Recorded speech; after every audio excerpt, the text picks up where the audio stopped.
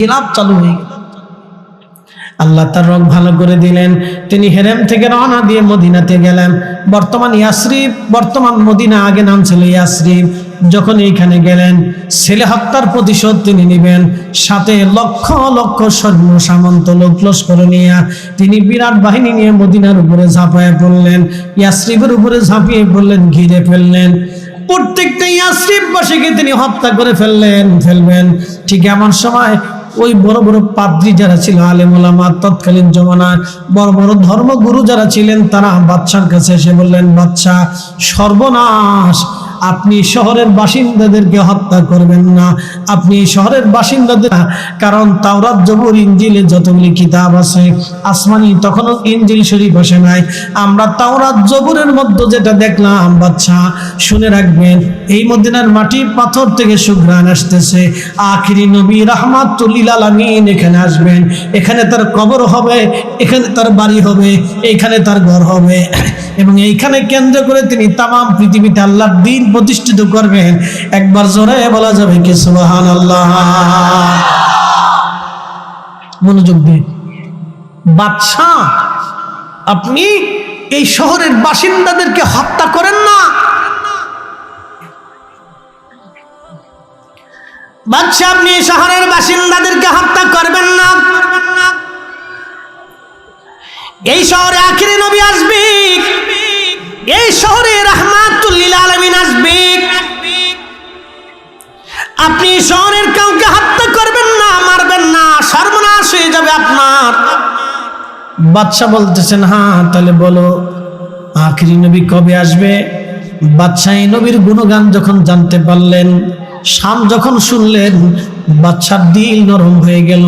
তিনি বললেন, ঠিক আছে, আমি আমার সন্তান হত্যার প্রতিশোধ নিব না, তাহলে বলো কবে নবী আসবে? বলে কবে আসবে সেটাও জানা যায় না, তবে নবী আসবে, তার জন্ম হবে মক্কাতে, হিজরত হবে মদিনাতে, এইখানে তিনি বসবাস করবেন, এইখানে তার কবর হবে, রওজা হবে, এখানে তার রওজা শরীফ হবে, এখানেই তিনি থাকবেন কিয়ামত পর্যন্ত। তার এবং তার উম্মত তামাম পৃথিবীর শাসন করবে, কিয়ামত পর্যন্ত তার ধর্ম চলতে থাকবে, কিয়ামত পর্যন্ত তার আদর্শ চলতে থাকবে, কিয়ামত পর্যন্ত তার উম্মত ছাড়া পৃথিবীতে ছড়িয়ে ছিটিয়ে থাকবে, কিয়ামত পর্যন্ত তার এই ধর্ম বিধান আনিত, তার জীবন বিধান কিয়ামত পর্যন্ত চলতে থাকবে। বাদশা, এই শহরের বাসিন্দাদেরকে আপনি মারবেন না। বাদশা বললেন, ঠিক আছে বুঝলাম, কিন্তু আমি ওই নবীর জন্য কি খেদমত করতে পারি বলো? আমি তো আমার দেশে ফিরে চলে যাব, তাহলে তোমরা কতজন আলেম এখানে থাকবা? তখন তারা বলল, বাদশা, আমরা এখানে 400 জন আলেম আছি। বাদশা বললেন, তোমাদের 400 জনের জন্য 400টা বাড়ি আমি আমার অর্থায়নে বাড়ি নির্মাণ করে দিব, আর আখিরি নবী যেহেতু হিজরত করে আসবে, আমি ওই নবীর জন্য একটা বাড়ি বানায় রাখবো। আল্লাহু আকবার। বাদশা আল হুমায়রি, তুব্বা বাদশা, তিনি সুন্দর করে 400 আলেমের জন্য 400টা বাড়ি বানাইলেন। 400 আলেমের জন্য 400টা বাড়ি হলো। সর্বশেষ আমার রসুলের জন্য একটা বাড়ি নির্মাণ করলেন। তিনি একটা চিঠি লিখলেন, ইয়া রাসূলুল্লাহ, ইয়ামানের হুমায়রি বংশের তুব্বা আল হুমায়রি আমি বলতেছি, নবীজি আমার পক্ষ থেকে আপনাকে সালাম। আমি শুনছি আপনি দুনিয়াতে আসবেন, এইখানে আপনার বাসস্থান হবে, এইখানে আপনার হিজরত হবে, এইখানে আপনার কবর হবে, আপনার আনিত ধর্মবিধান আপনি জমিনে প্রচার করবেন। হুজুর, আমি আপনার জন্য একটা বাড়ি নির্মাণ করেছি, আমার পক্ষ থেকে সালাম গ্রহণ করবেন, আর আমি আপনার উপরে ঈমান এনেছি, আপনি দয়া করে আমাকে উম্মত হিসেবে কবুল করে নেবেন, কিয়ামতের ময়দানে আপনি আমাকে সুপারিশ করবেন। একবার জোরে বলা যাবে কি আল্লাহু আকবার? শুধু নাম শুনেই ভালোবেসে ফেলছে, শুধু নাম শুনেই মহব্বত করে ফেলছে, আর আমরা উম্মত হয়েও ভালোবাসতে পারছি না। কি ব্যর্থতা আমাদের, চিন্তা করেন তো। এত বড় বাদশা নাম শোনার সাথে সাথেই মহব্বত করে ফেলছে, শুধু মহব্বত করেই নাই, রসুলের জন্য বাড়ি নির্মাণ করছে, আলেমদের থাকার জন্য জায়গা করে দিছে। সে এতগুলি আলেমকে সম্মান করছে। তৎকালীন সময়ে মুসা আলাইহিস সালাতু ওয়াস সালামের ধর্ম বিধানের উপরে যারা আলেম ছিল, তাদেরকে সে সম্মান করছিল। এই আলেমদেরকে বাড়ি বানাই দিলেন। বাড়ি বানাই দেওয়ার পরে বাদশাহ হুমায়ুন তিনি চলে গেলেন, চিঠিটা রেখে গেলেন। প্রধান যে আলেম ছিল তার হাতে দিয়ে বললেন, আল্লাহর বান্দা, যদি আপনার সময় রসুল আসে তাহলে চিঠিটা আপনি আল্লাহ রসুলের কাছে পৌঁছাবেন। যদি আপনার সময় না আসে আপনি সন্তানকে ওসিয়ত করবেন, সে যেন তার সন্তানকে ওসিয়ত করে, সে যেন তার সন্তানকে ওসিয়ত করে, সে যেন তার সন্তানকে ওসিয়ত করে। এইভাবে ওসিয়তের ভিত্তিতে যেন আমার এই চিঠিটা রসুলের কদম মোবারক পর্যন্ত যেন পৌঁছায়, আপনি দয়া করে আমাকে এই ব্যবস্থাটা করে দিয়ে যাবেন। আল্লাহু আকবার। আমার নবীজি হিজরত করে মদিনার দিকে যাচ্ছেন। এ শুনে রাখেন, মদিনার মানুষ কিন্তু তখনও রসুল দেখে নাই, নবী দেখে নাই, কিন্তু মদিনার মানুষরা মদিনার উপকণ্ঠে এসে রসুলের জন্য দাঁড়ায় রয়েছে, অপেক্ষা করতেছে। দিন যায় রাত আসে, রাত যায় দিন আসে, দিন যায় রাত আসে, রাত যায় দিন আসে, দিন যায় রাত আসে, দিন যায় রাত আসে, রাত যায় দিন আসে। এইভাবে অপেক্ষা করতে করতে করতে করতে করতে করতে একদিন দেখতেছে আল্লাহর নবী উটের পিঠের উপরে সাইয়া পর্বতের পাদদেশ দিয়ে নবী হেঁটে হেঁটে হেঁটে হেঁটে মদিনার দিকে যাচ্ছে। ঠিক তখনই মদিনার বাচ্চারা খেজুরের পাতার খেজুরের ডাল ভেঙ্গে এই খেজুরের ডালগুলি হাতের মধ্যে নিয়ে লাড়াচ্ছিল আর বলতেছিল, তলা আল বাদরু আলাইনা মিন সানি বাতিল বেদা ওয়াজাবা শুকরু আলাইনা মাদআ লিল্লাহি দা। একসাথে বলা যাবে না মারহাবা। ওরা কি জীবনে রসুল দেখেছিল? কিন্তু রসুলের মহব্বতে দিল উজাড় হয়ে গেল। কারণটা কি? মক্কার মানুষ নবী দেখলো কিন্তু সবাই মানতে পারেনি, আর মদিনার মানুষরা রসুলের জন্য পাগল হয়ে গেল, নবী আসবে, অথচ রসুল দেখেই নাই, নবী দেখেই নাই।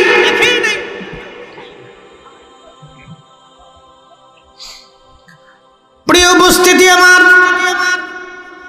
রাহমাতুল লিল আলামিন আমার নবীজি আল্লাহর হাবিব যখন তিনি উপকণ্ঠে পৌঁছালেন, বাচ্চারা গাইতে লাগলো, তলাল বাদরু আলাইনা মিন সানিয়াতিল বিদা ওয়াজাবা শুকরু আলাইনা মাদা লিল্লাহি দা। আল্লাহর নবী পৌঁছাইলেন, সমস্ত মদিনার বাচ্চা কাচ্চা, নারী পুরুষ মহিলা বৃদ্ধরা রসুলের সামনে দাঁড়ায় গেল। খুব আনন্দিত হই হুল্লা লেগে গেল মদিনায়। ঈদের চেয়ে বেশি আনন্দ, মদিনার রাস্তাঘাট বাড়িঘর পরিষ্কার হয়ে গেল। বাচ্চারা এসে বলতেছে, ইয়া রাসূলুল্লাহ, আপনি আমাদের বাড়ি আসেন, আমাদের বাড়ি আমার মা পরিষ্কার করে রাখছে, আপনি আমাদের বাড়ি থাকবেন। ওই বাচ্চা বলে আমাদের বাড়ি আসেন, ওই বাচ্চা বলে আমাদের বাড়ি আসেন, ওই যুবক বলে আমাদের বাড়ি আসেন, ওই বৃদ্ধ বলে আমাদের বাড়ি আসেন। সবাই বলতেছে, ইয়া রাসূলুল্লাহ, আপনি আমাদের বাড়ি আসেন, আপনি আমাদের মেহমান হন, আপনি আমাদের বাড়ির মেহমান হন, আপনি আমাদের মেহমান হন, আমরা জান মাল দিয়ে আপনার সেবা করব। একসাথে বলেন, জোরে বলেন। এই জন্য সারা পৃথিবীর মানুষ একরকম, মদিনার মানুষ আর একরকম। আপনি যদি দেখেন মদিনার মানুষ মেহমান প্রিয়, খুব মেহমান প্রিয়, হাজিদেরকে এরা বেশি খেদমত করে, বিরাট মেহমান প্রিয়, শরীফ ভদ্র নম্র, এত বিরাট, আপনি সারা পৃথিবীতে মদিনার মানুষের মতো ভদ্র মানুষ কোথাও খুঁজে পাবেন না, পৃথিবীর কোথাও খুঁজে পাবেন না। আপনি সারা পৃথিবী তন্ন তন্ন করে খুঁজবেন, মদিনার বাচ্চাদের মতো এত ভদ্র বাচ্চা পৃথিবীর কোথাও পাবেন না।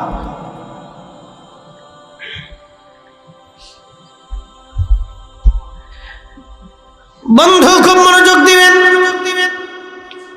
প্রিয় নবী ডাক দিয়ে বললেন, সাহাবীরা, আমি কার বাড়ি যাব কে বেজার হবে না, আমি আমার উট ছেড়ে দিলাম, আমার উট যার বাড়ি যাবে আমি রাসূল তার বাড়ি থাকবো।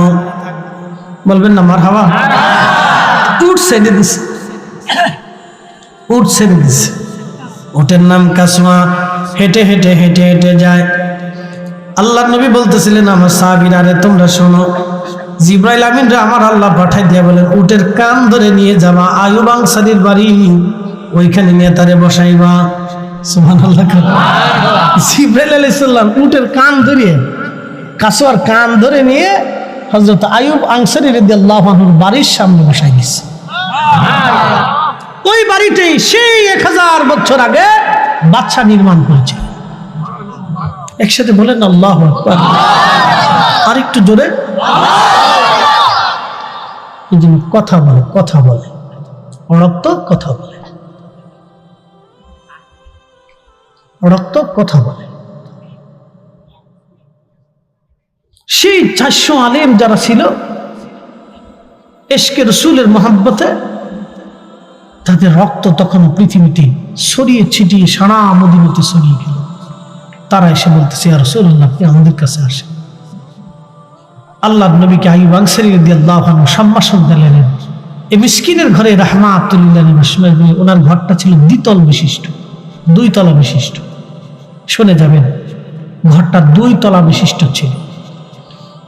আল্লাহ রাসূল তাকে, নবীজি তাকে, আইয়ুব আনসারী নবীজিকে সম্মাসন করে ঘরে নিয়ে গেলেন। রাসূল বললেন, আইয়ুব আনসারী, তুমি উপরে যাও, আমি নিচে থাকি। বলে সাহাবীরা আসবে, সবাই আসলে দেখা সাক্ষাৎ হবে, উপরে যাইতে তো কষ্ট হবে, এত তার আধুনিক বিল্ডিং ছিল না, তো উপরে যাইতে আমার সাহাবীদের সাথে কথাবার্তা বলতে আমার কষ্ট হবে, তারপর তাদেরও কষ্ট হবে, অতএব তুমি এই উপরে যাও, আমি নিচে থাকি। প্রিয় রাসূলের কাছে তিনি চিঠিখানা পৌঁছাইলেন। একসাথে বলবেন না মারহাবা। আল্লাহ নবী চিঠিখানা পড়লেন, পড়ার পরে বললেন, নেক বক্স বাদশা হুমায়রিকে আমি কবুল করে নিলাম। একসাথে বলবেন আল্লাহু আকবার। নেককার বাদশাকে আমি কবুল করে নিলাম। নেককার বাদশা যে আমাকে সম্মান দেখিয়েছে, আমার কথা শুনে, আমার ইজ্জত দেখিয়ে তার নিজের সন্তানকে যারা মানলো তাদের প্রতিশোধ সে নেয় নাই, বরং ছাড় ওই জায়গাকে সমৃদ্ধ করে থাকার ব্যবস্থা করে দিয়ে গেল। আমি তাকে মঞ্জুর করে দিলাম। সেই বাদশার বংশধর, সেই আলেমদের বংশধর ছিলেন হযরত আইয়ুব আনসারী রাদিয়াল্লাহু আনহু। রাসূলকে পাওয়ার পরে পাগল পারা হয়ে গেল। রাসূল আমার মেহমান, উপরে গেছে। শুনে যান তার জীবনী, উপরে গেছে। উপরে যাওয়ার পরে আইয়ুব আনসারী এবং তার স্ত্রী দুইজনে বলতেছে যে আমরা উপরে থাকবো, রাসূল নিচে থাকবে, এটা কি করে হয়? দেখেন চেতনা কত চমৎকার, যে আমরা নিচে থাকবো, উপরে থাকবো, আর রাসূল নিচে থাকবে, এটা কেমন করে হয়? উপরে যাইতে হুকুম কে দিছে? আল্লাহর নবী নিজে দিছে। উপরে যাইতে হুকুম কিন্তু আল্লাহর নবী নিজে দিছে। হযরত আইয়ুব আনসারী রাদিয়াল্লাহু তাআলা আনহু কিসে ও সাম, ঠিক আছে, একসাথে বলেন তো আল্লাহু আকবার, নারে তাকবীর। লা হাওলা, আমার সাথে বলেন, লা হাওলা ওয়ালা কুওয়াতা ইল্লা বিল্লাহ, লা হাওলা ওয়ালা কুওয়াতা ইল্লা বিল্লাহ। আইয়ুব আনসারী উপরে, নবী নিচে। আইয়ুব আনসারী বলতেছে, হুজুর, স্বামী স্ত্রী দুইজন বলতেছে, কি করে আমরা উপরে থাকবো বলো? নবীজি নিচে, আমরা উপরে, এটা হতে পারে না, না হতে পারে না।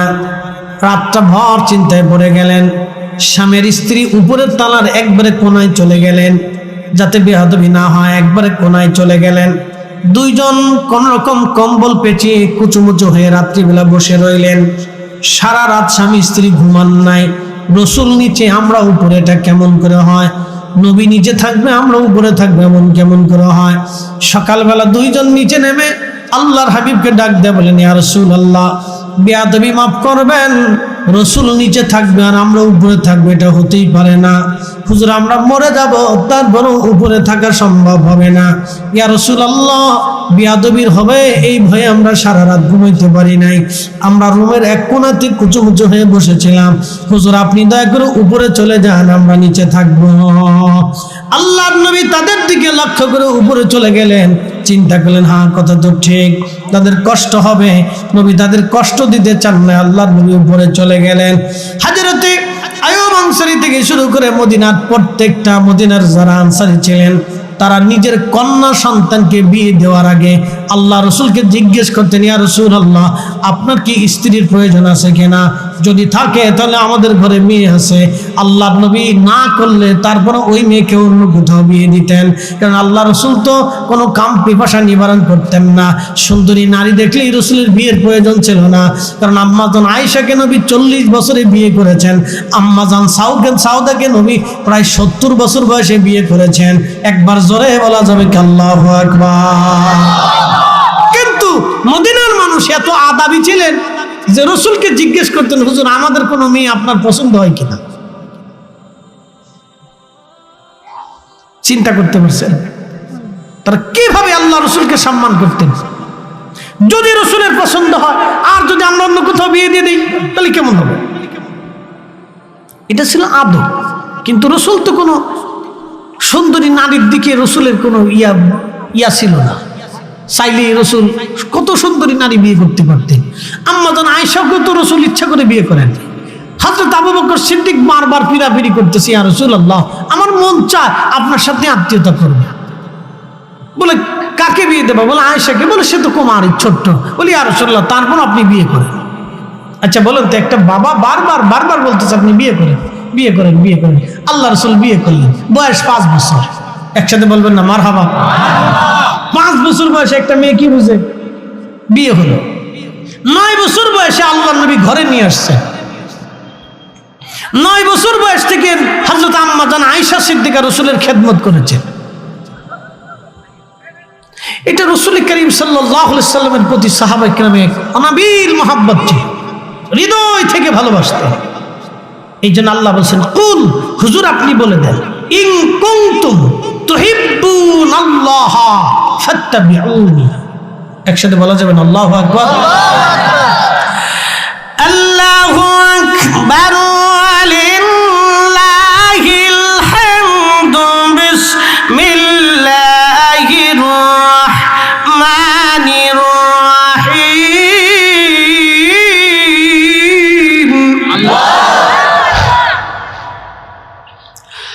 কুল ইন কুনতুম তুহিব্বুনাল্লাহ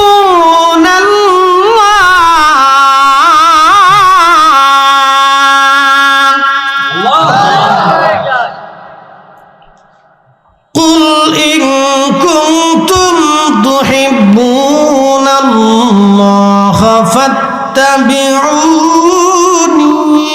ইউহিব্বুকুমুল্লাহ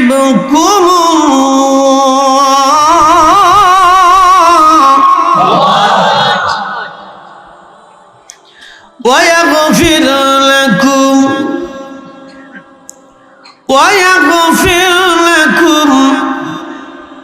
যুনুবাকুম।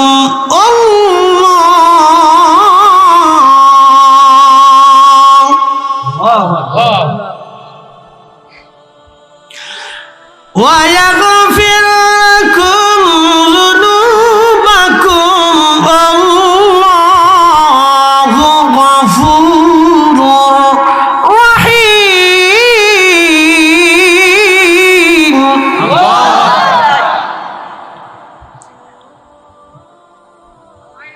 আল্লাহ ডাক দিয়ে বলেন, কুল, হুজুর আপনি বলে দেন, ইন কুনতুম তুহিব্বুনাল্লাহ, কেউ যদি আল্লাহকে ভালোবাসতে চায়। কি চমৎকার কথা! আল্লাহকে কেউ যদি ভালোবাসতে চায়, কেউ যদি বলে আমি আল্লাহকে ভালোবাসি, হুজুর আপনি বলে দেন ফাত্তাবিউনি, সেজন্য আপনি নবীর ইত্তেবা করে, অনুসরণ করে। অনুসরণটা দিলের মহব্বত থেকে আসে, মহব্বত থেকে আসে, ভালোবাসা থেকে অনুসরণ আসে। এই ভালোবাসাটা 2 ধরনের, একটা হলো মহাব্বতের সিফাতি আর একটা মহাব্বতের জাতি। মহাব্বতের জাতি মদিনার মানুষ করতেন, সিফাতি তো ছিলই। জাতি মহাব্বত করার কারণে আল্লাহ নবীর জন্য সাহাবীরা জীবন উৎসর্গ করে দিতেন। একটা সিফাতি মহাব্বত, এটা হচ্ছে আমি পাগড়ি পরেছি, রসুল পরতেন বিদায় পরেছি। আমি দাড়ি রেখেছি, রসুল রেখেছিলেন বিদায় আমি রেখেছি। আমি ঢিলে ঢোলা পোশাক পরেছি, রসুল পরেছিলেন বিদায় আমরা পড়েছি। আমরা ডান হাতে খাবার খাই, খ্রিস্টানরা বাম হাতে খাবার খায়, আল্লাহর নবী ডান হাতে খানা খেয়েছিলেন বিধায় আমরা খাই। নবীজি খাবার পরে আঙ্গুল চেটেছিলেন বিধায় আমরা এখনো চাটি। তিনি বাসন চেটে খেয়েছেন বিধায় আমরা চেটে খাই। আল্লাহর নবী দস্তরখানা বিছাইছিলেন বিধায় আমরা বিছাই। প্রিয় নবীর সুন্নতগুলি আমরা বেছে বেছে মেনে মেনে চলি, কারণ রাসূল করেছেন আমরা করি। এটা মুহাব্বতের সিফাতি। আর একটা মুহাব্বত আছে মুহাব্বতের জাতি। মুহাব্বতের জাতির সিফাতের বেলায় নবী বলছেন, মান আহাব্বা সুন্নতি, কেউ যদি আমার আদর্শকে মুহাব্বত করে, ফাকাদ আহাব্বানি, সে আমাকে মুহাব্বত করলো।